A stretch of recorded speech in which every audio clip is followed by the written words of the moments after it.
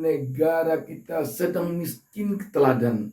Lihatlah sekarang ini, seorang jenderal bintang 2, Kadif Propam, jadi pembunuh. Seorang jenderal bintang 2, Kapolda, terlibat sabu atau narkoba. Seorang rektor terlibat sogok penerimaan mahasiswa baru. Sebuah kementerian terbongkar semuanya. Bagaimana pejabatnya yang hanya eselon 3 tapi memiliki dana yang mengkhawatirkan 500 miliar ditambah mobil-mobil mewah. Dan lagi di sana juga terbongkar 300 triliun dan banyak lagi. Kalau kita urut satu persatu, sungguh kita sekarang telah berada pada titik nadir kemiskinan keteladanan.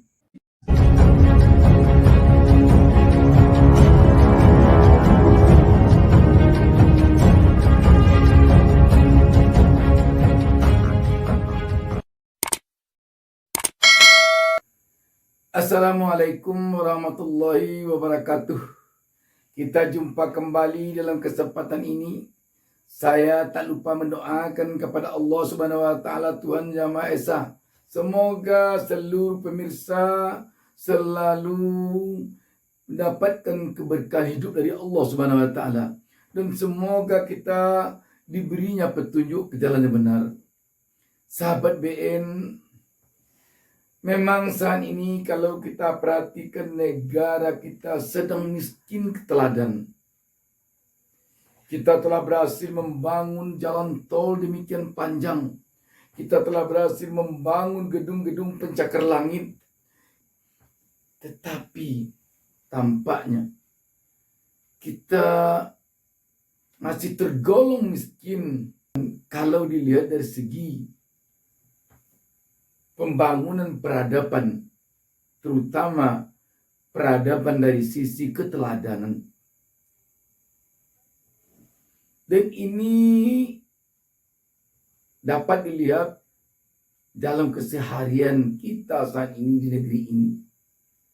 Betapa saat ini sulitnya kita meneladani para pemimpin kita. Dan ini tampaknya memang dibenarkan oleh tokoh kita. Saya bacakan saja beritanya sebelum kita membahasnya lebih jauh. Kantor berita politik ermau.id menurunkan berita di bawah judul Surya Paloh .2, bangsa ini butuh keteladanan, sang pemimpin telah lupa diri. Berita ini hari Jumat 10 Maret 2023. Republik Merdeka.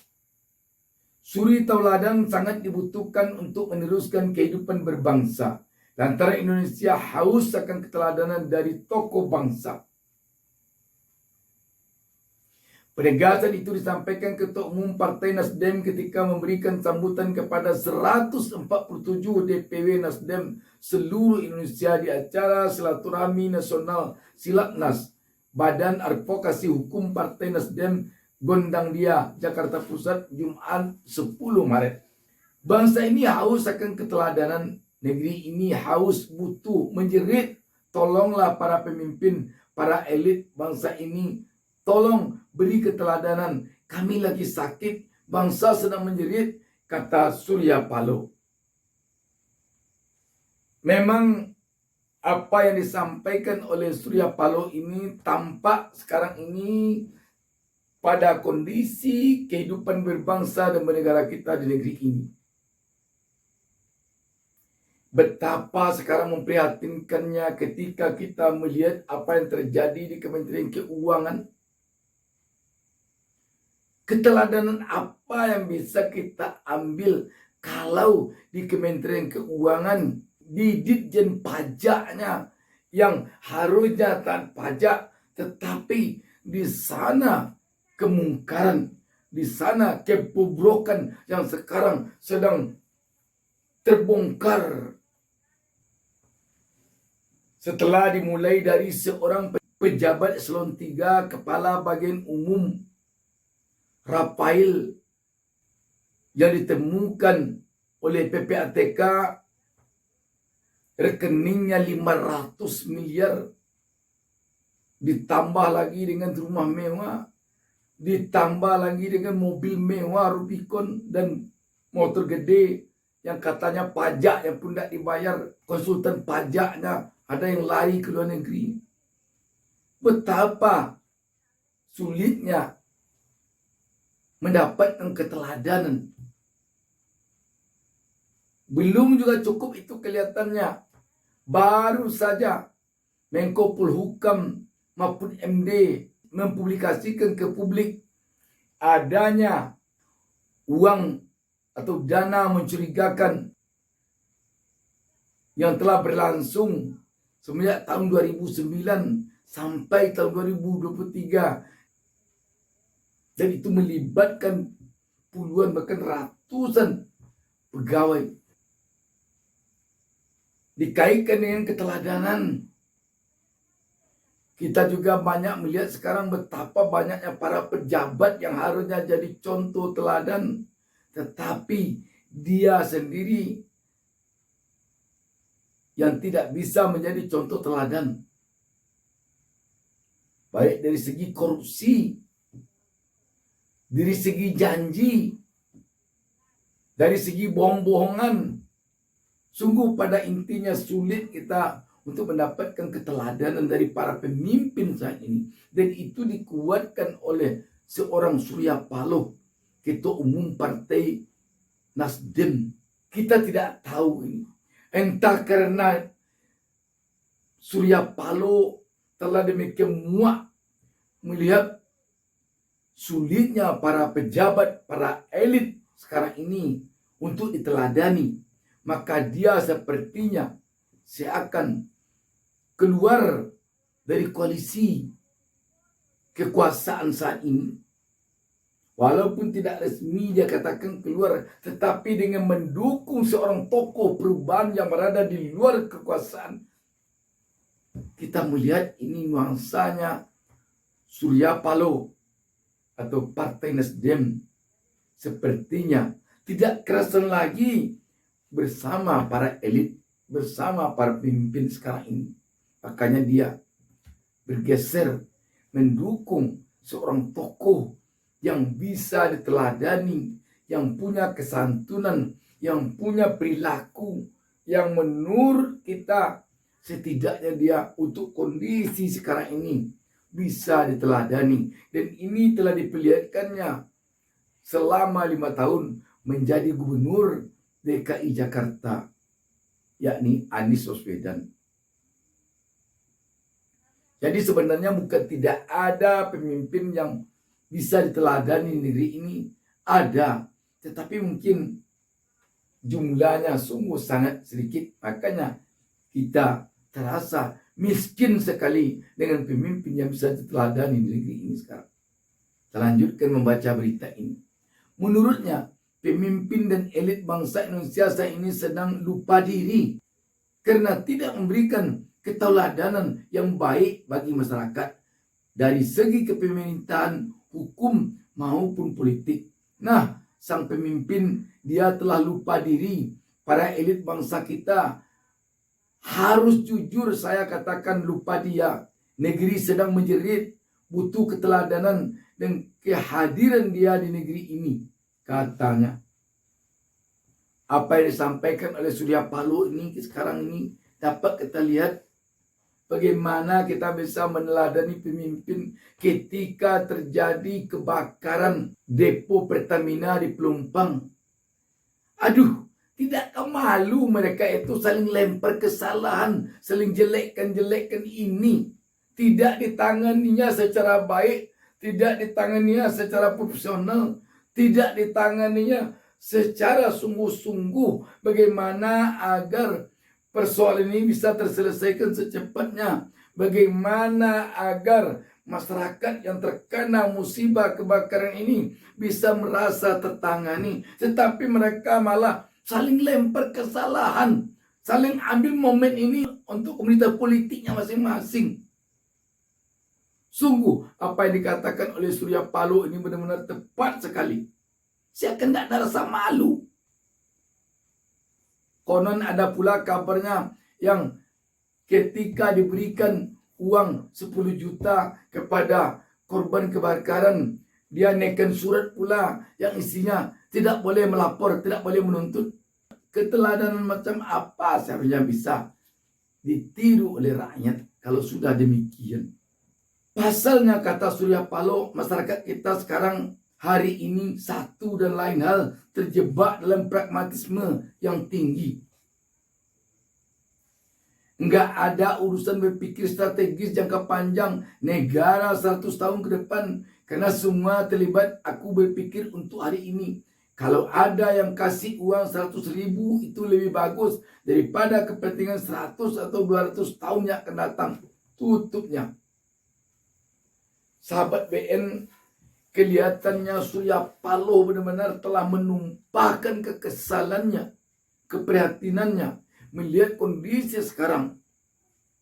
Kenapa Surya Paloh bisa begini? Karena memang dia berada di tengah-tengah para elit, para pemimpin. Karena dia adalah salah satu partai yang berada di dalam koalisi kekuasaan. Sahabat BN, benar-benar sekarang ini bangsa ini tampaknya perlu revolusi akhlak. Tidak cukup lagi hanya dengan revolusi mental. Apalagi kalau revolusi mental itu tidak pula menampakkan hasil. Akhlak ini yang perlu kita perbaiki sekarang di negeri ini. Akhlak ini yang perlu ditanamkan sekarang ini di negeri ini kepada seluruh warga negara. Mulai dari masyarakat biasa sampai kepada pemimpin yang mengurus negeri ini. Kalau seseorang sudah berakhlak, dia akan punya rasa malu. Kalau sudah punya rasa malu, dia akan malu ketika berbohong. Dia akan malu ketika pagi mengatakan A, sore mengatakan B. Dia akan malu ketika di hadapan rakyat saling lempar kesalahan. Sahabat BN, kita tentu berterima kasih kepada tokoh kita Surya Paloh ini yang tampak demikian menyadari benar kondisi kita saat ini dalam berbangsa dan bernegara di Republik ini. Dan untung dia mengemukakan ini di saat kita akan melaksanakan Pesta Demokrasi 2024. Untung. Sebab dengan demikian akan bisa nanti kita semuanya tersentak. Karena pemimpin kita sudah sulit untuk diteladani. Seperti dikatakan Surya Paloh ini. Kita khawatir dengan hasil Pesta Demokrasi mendatang ini. Dengan hasil pemilu mendatang ini. Kita khawatir pemilu kita jadinya tidak bersih. Kita pun ngeri ketika Ketua KPU RI sendiri yang mengatakan bahwa dia bajingan, bahwa dia adalah pelaku maksiat. Sungguh kita ngeri mendengarnya. Dalam situasi apapun dia bicara begitu, untuk seorang pemimpin sekelas Ketua KPU tentu sulit untuk menjadikannya sebuah keteladanan. Padahal kita tahu KPU itu adalah dapur tempat memasak pemimpin kita untuk dia lahirkan, untuk dia hidangkan kepada rakyat nanti. Kalaulah kita coba merunutnya sekarang satu persatu, mungkin sulit menghitungnya. Sebagai bukti, kita telah berada pada kondisi situasi dan kondisi kemiskinan keteladanan pemimpin yang demikian memprihatinkan. Lihatlah sekarang ini seorang jenderal bintang 2 Kadif Propam jadi pembunuh. Seorang jenderal bintang 2 Kapolda